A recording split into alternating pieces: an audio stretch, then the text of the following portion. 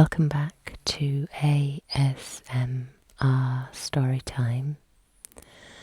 I'm in my little nest again this evening with George.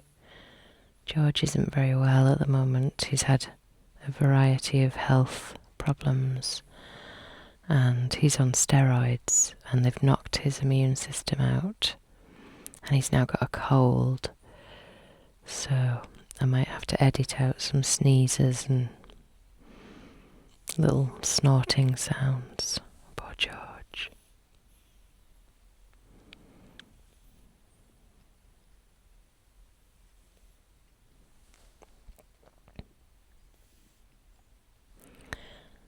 So I got a new book.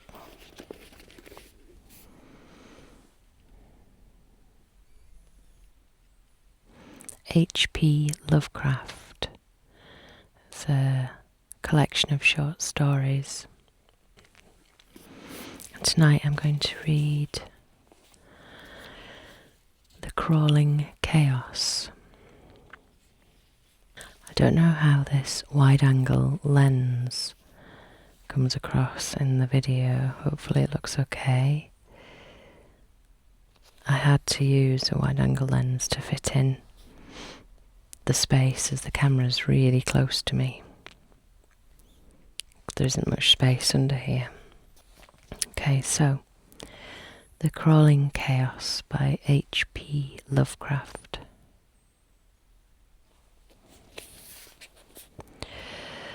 Of the pleasures and pains of opium, much has been written. The ecstasies and horrors of De Quincey and the paradis artificiels of Baudelaire are preserved and interpreted with an art which makes them immortal.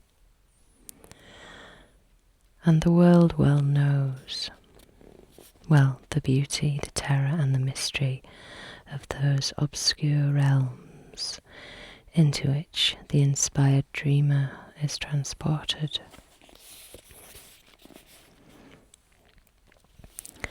But much has been told. No man has yet dared intimate the nature of the phantasms thus unfolded to the mind, or hint at the direction of the unheard of roads along whose ornate and exotic course the partaker of the drug is so irresistibly borne.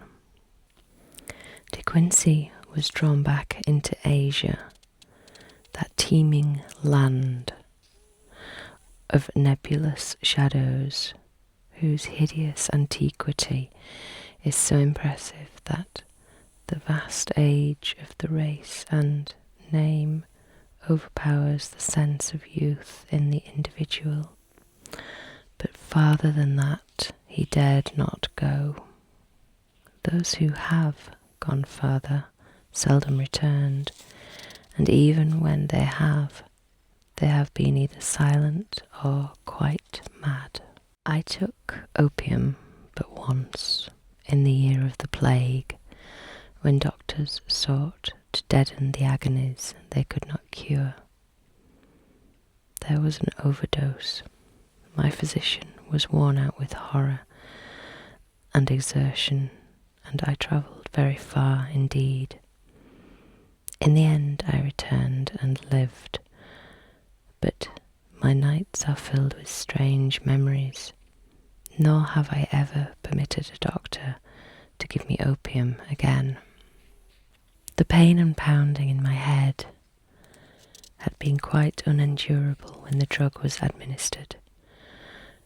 Of the future I had no heeds to escape, whether by cure, unconsciousness or death was all that concerned me.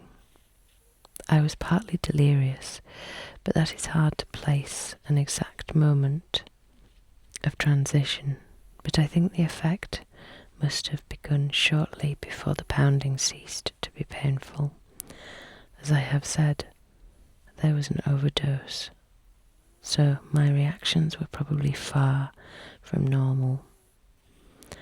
The sensation of falling curiously dissociated from the idea of gravity or direction, was paramount, though there was subsidiary impression of unseen throngs in incalculable profusion, throngs of infinitely diverse nature, but all more or less related to me.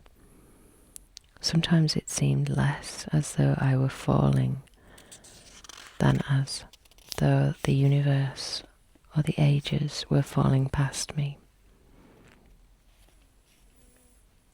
Suddenly my pain ceased, and I began to associate the pounding with an external rather than internal force. The falling had ceased also, giving place to a sensation of uneasy, temporary rest, and when I listened closely, I fancied the pounding was that of the vast, inscrutable sea, as its sinister, colossal breakers lacerated some desolate shore after a storm of titanic magnitude. Then I opened my eyes. For a moment my surroundings seemed confused, like a projected image hopelessly out of chaos, but gradually I realized my solitary presence in a strange and beautiful room lighted by many windows. Of the exact nature of the apartment I could form no idea, for my thoughts were still far from settled.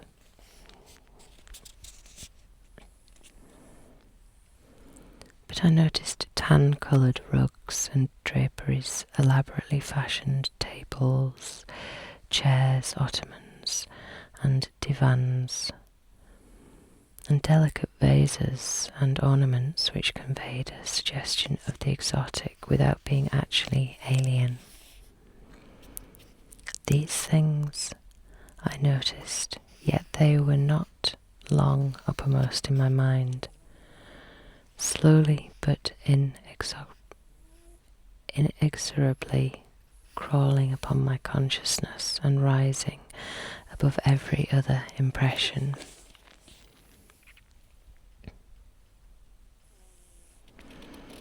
Came a dizzying fear of the unknown, a fear all the greater because I could not analyse it, and seeming to concern a stealthily approaching menace, not death, but some nameless, unheard of thing, inexpressibly more ghastly and abhorrent.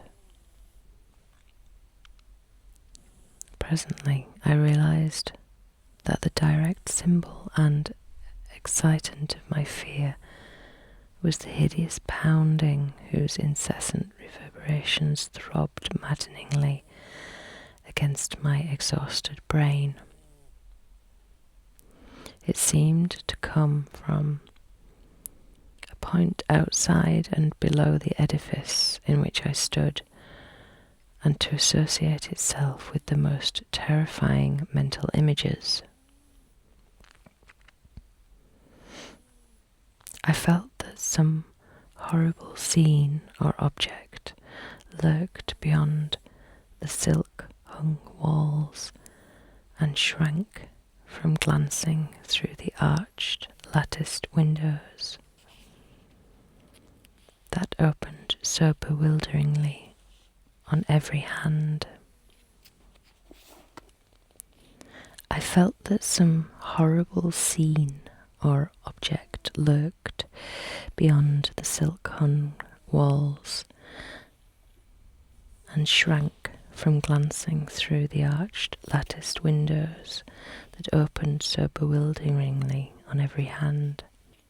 Perceiving shutters attached to these windows, I closed them all, averting my eyes from the exterior as I did so. Then, employing a flint and steel which I found on one of the small tables, I lit the many candles reposing about the walls in arabesque sconces. The added sense of security brought by closed shutters and artificial light calmed my nerves to some degree. But I could not shut out the monotonous pounding. Now that I was calmer, the sound became as fascinating as it was fearful, and I felt a contradictory desire to seek out its source, despite my still powerful shrinking. Opening a portiere at the side of the room nearest the pounding, I beheld a small and richly draped corridor ending in a cavern door and large oriel window. To this window I was irresistibly drawn, though my ill-defined apprehensions seemed almost equally bent on holding me back. As I approached it, I could see a chaotic whirl of waters in the distance. Then, as I attained it and glanced out on all sides, the stupendous picture of my surroundings burst upon me with full and devastating force. I beheld such a sight as I had never beheld before, and which no living person can have seen, save in the delirium of fever or the inferno of opium. The building stood on a narrow point of land, or what was now a narrow point of land,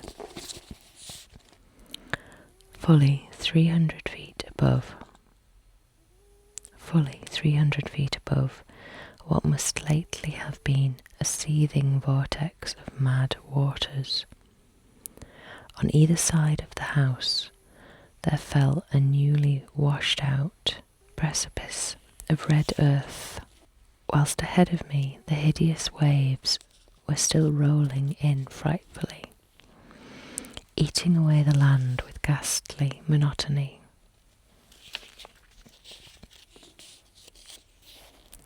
And deliberation.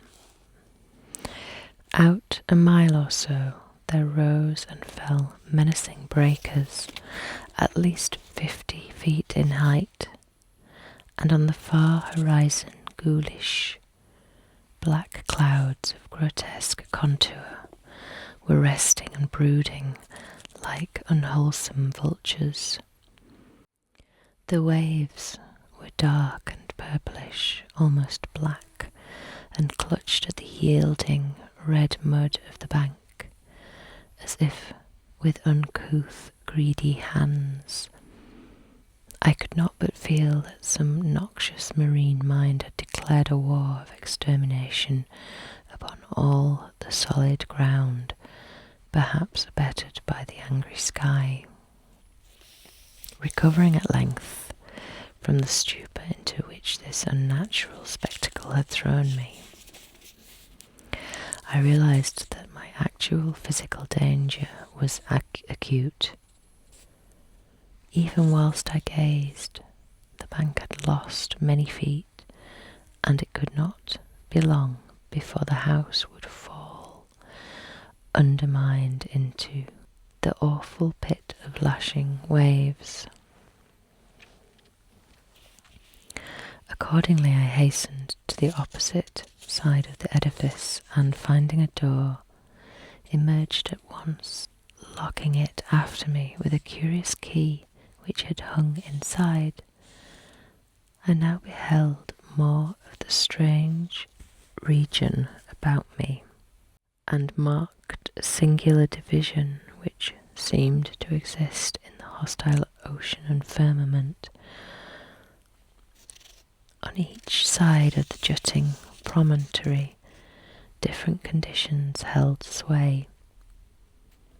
At my left, as I faced inland, was a gently heaving sea with great green waves rolling peacefully in under a bright shining sun. Something about that sun's nature and position made me shudder, but I could not then tell, and cannot tell now, what it was. At my right also was the sea, but it was blue, calm, and only gently undulating, while the sky above it was darker and the washed out bank more nearly white than reddish. I turned my attention to the land and found occasion for fresh surprise, for the vegetation resembled nothing I'd ever seen or read before. It was apparently tropical, or at least subtropical, a conclusion borne out by the intense heat of the air.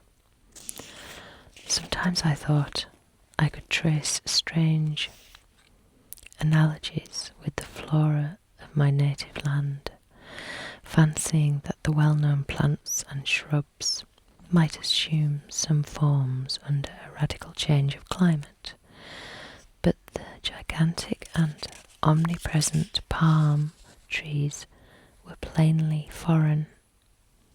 The house I had just left was very small, hardly more than a cottage, but its material was evidently marble, and its architecture was weird and composite, involving a quaint fusion of Western and Eastern forms. At the corners were Corinthian columns, but the red tile roof was like that of a Chinese pagoda. From the door inland there stretched a path of singularly white sand, about 4 feet wide, and lined on either side with stately palms and unidentifiable flowers, shrubs and plants. It lay toward the side of the promontory where the sea was blue and the bank rather whitish. Down this path I felt impelled to flee, as if pursued by some malignant spirit from the pounding oceans. At first it was slightly uphill, then I reached a gentle crescent.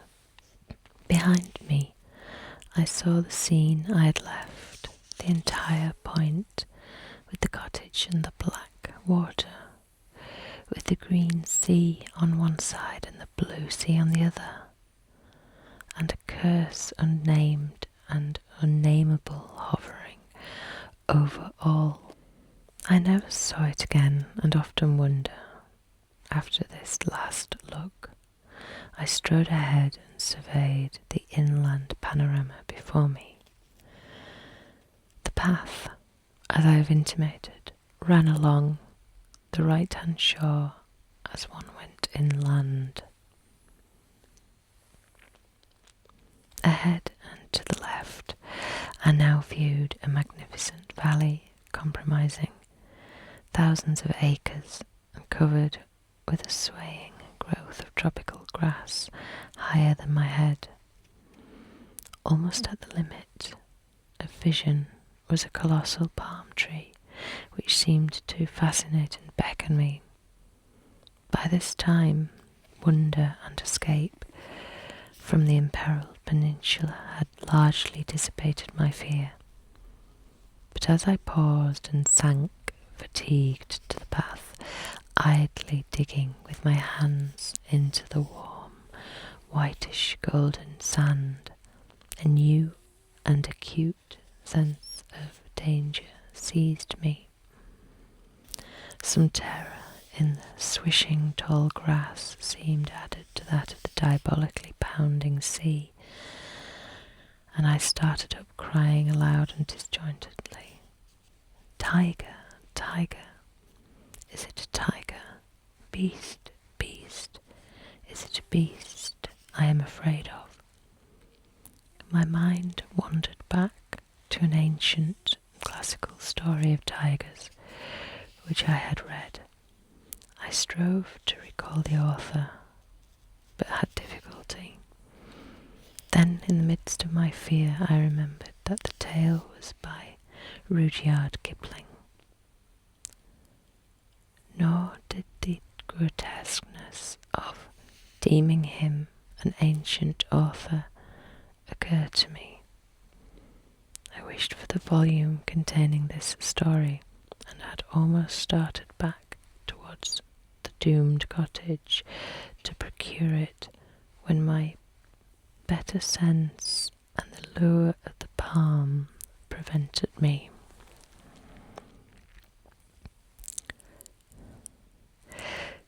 Whether or not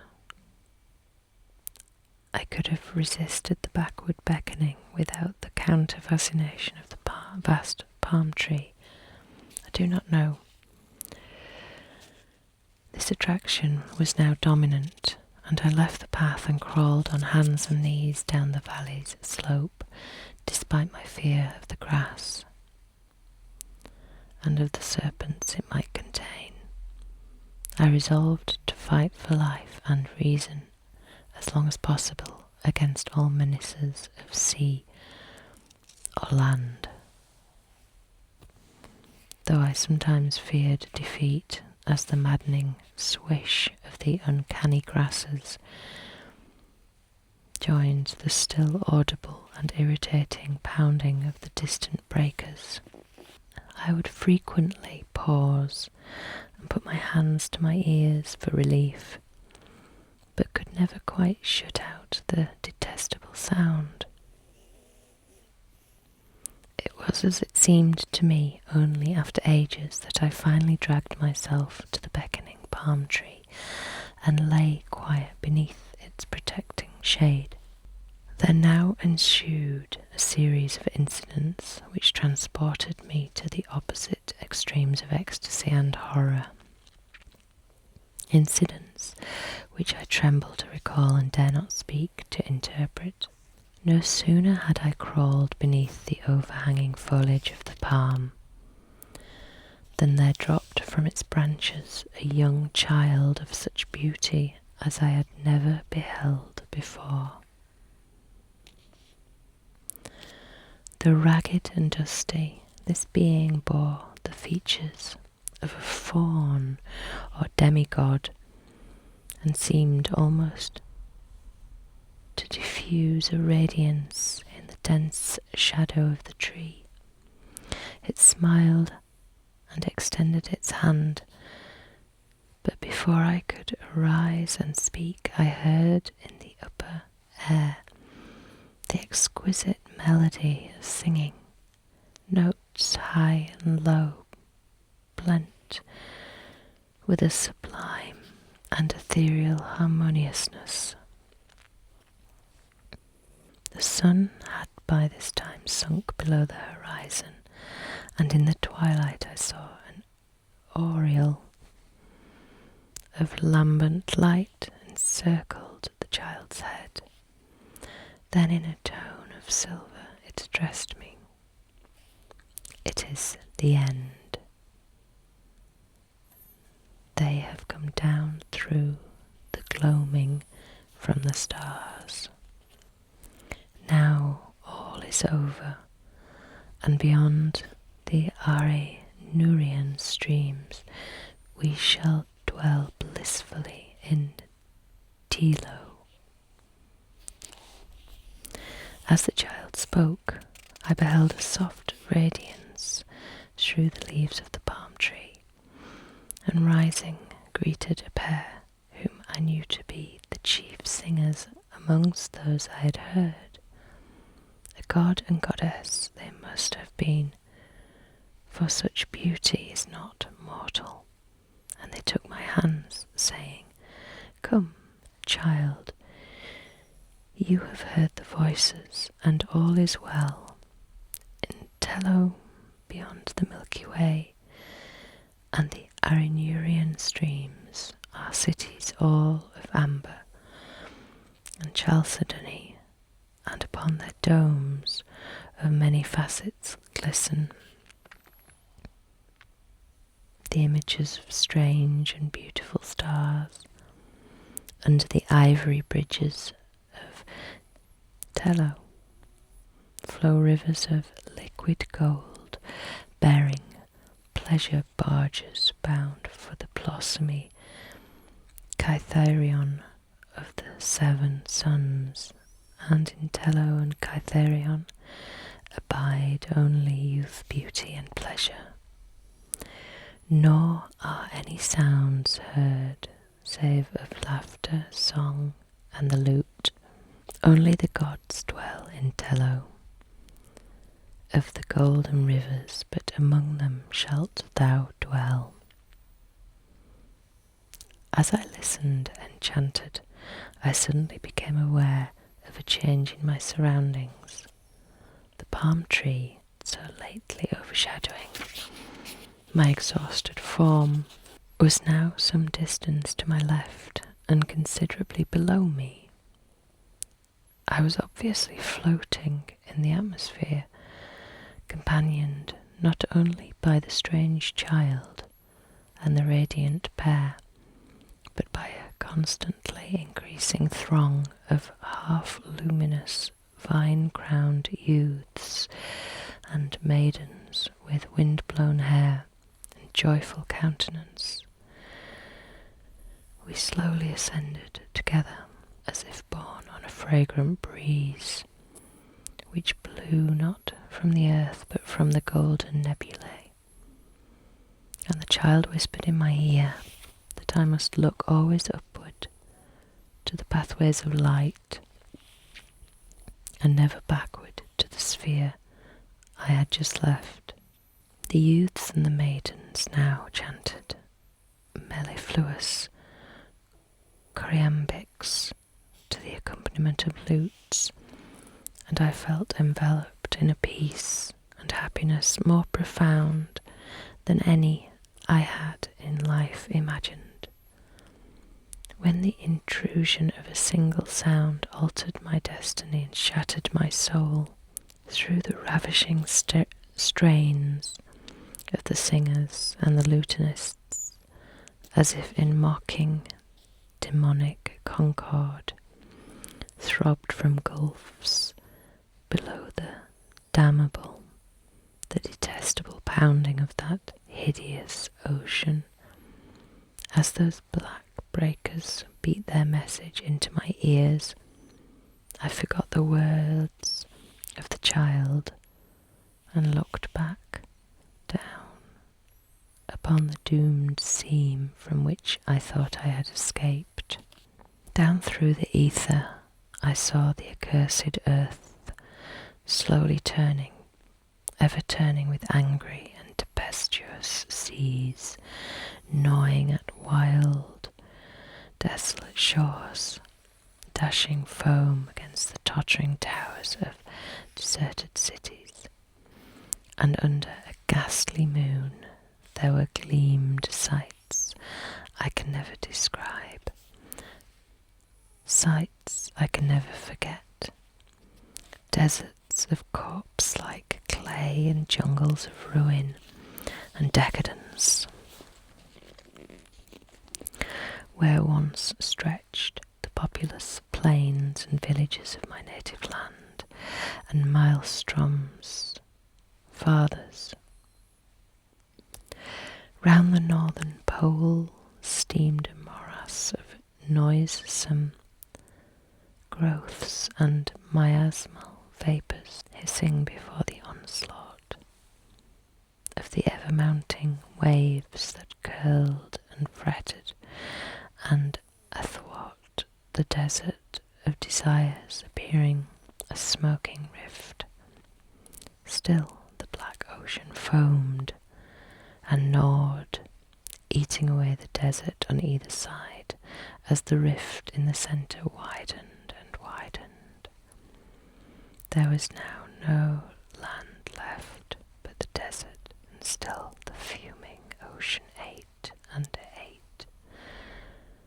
All at once I thought even the pounding of the sea seemed afraid of something, afraid of dark gods, of the inner earth, that are greater than the evil god of waters.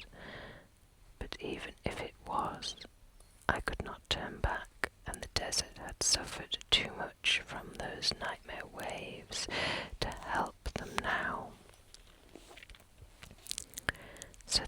ocean ate the last of the land and poured into the smoking gulf, thereby giving up all it had ever conquered.